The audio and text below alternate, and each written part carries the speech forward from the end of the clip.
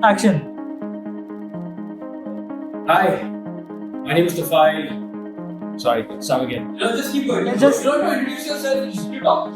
Hi, my name is Tafai Merchant. Yeah, and this is my story. Or rather, this is what the story has been till we come here. One second, sorry. Cool. I'm starting it. Yeah.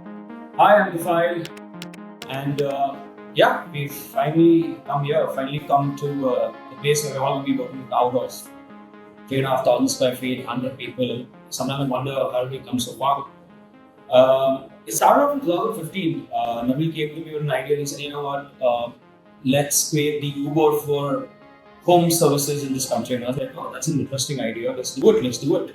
And then we were checking on companies in the US who were trying to do something like this. And we came across a company called Handybook. And I'm like, wow, that's really interesting. I think sit down to Handybook and look at Handyman. Just click a few buttons, and literally that's what Uber was, rather what Uber is. So we're going to do the same thing back here in India. So we started a company called Fixie. Fixie was going to be what Urban Company is today, right? We started off out of a scrappy garage, 200 square feet. We were just barely a team of 5 of us. Managed to raise money. We knocked on 150, $60 before we could raise a piddly sum of probably $150,000 to $100,000. Try to make shit work, hustled all the way. And we've been hustlers, right? I think we've been hustlers all our lives, ever since we got out of college.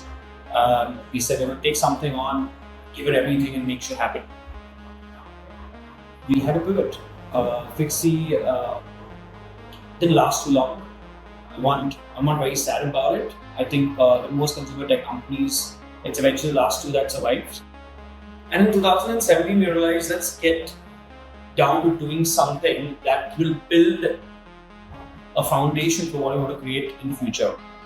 And that foundation meant that we create the right kind of team, we create the right kind of energy, and then build something that can become a vehicle to build companies, forward.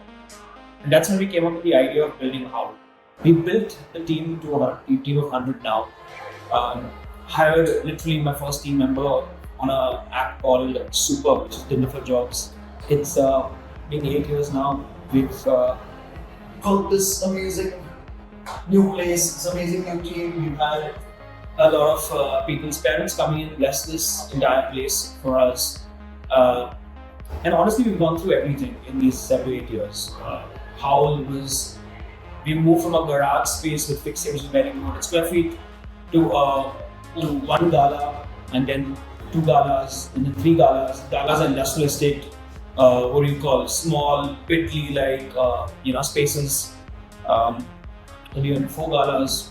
We worked out of there. We went to COVID, seen the ups and downs, complained about cash flows, worried about when next check would come in, worried about how I'm going to make next set of salaries, figure out why a client has told us to honestly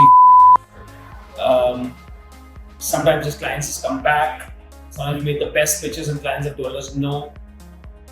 We've had to let go of team members who are absolutely brilliant because they wanted to pursue their higher education.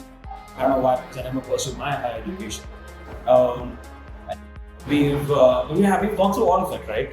We've survived. I think we're not just going to survive anymore, but let's thrive from where we are today. That's essentially the story. I think we're going to keep doing what we do best. Hustle, get into a space, energize it for us, energize the people that's working with us, and try to do the impossible. I hate benchmarks. I think benchmarks are useless, right? I think you've got to create your own benchmarks. And that's essentially what we're trying to do over here. So, to everyone who's listening to this and everyone who's going to watch this, let's just go, man. Let's just go. I think you guys can switch now. I think it's time to try to leave then. I think it's time. Yeah, okay, we can let him do that. Come on, get on to that and just say a few words, man.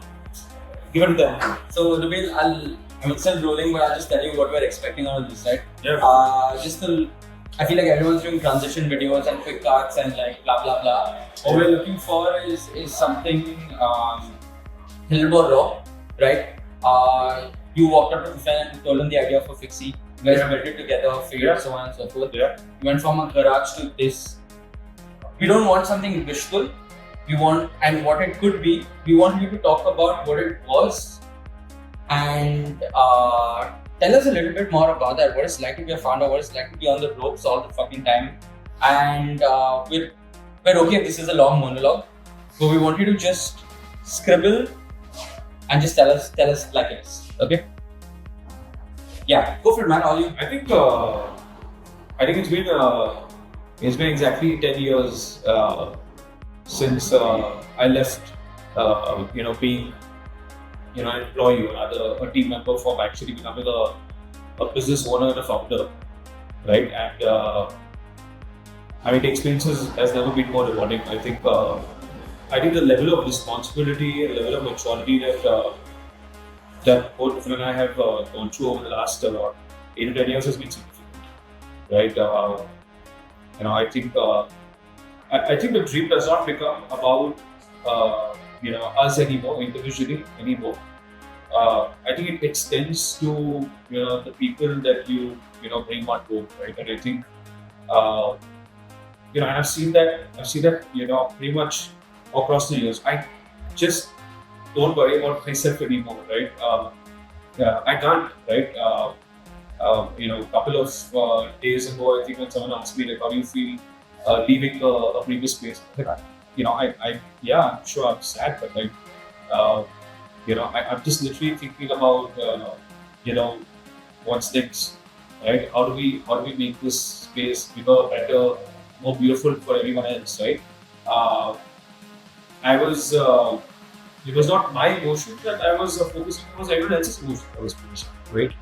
And after a certain point, entrepreneurship and being a founder is so less about yourself. So it's ridiculous, right? It's more about making sure everyone is feeling great, everyone's progressing in life, right? And the more lives that you can affect, the better you're going to feel, right? Even if you're low, even if you're sad, what you come back to is less about you and it's more about the space you create, the people that you have around it, right? And I think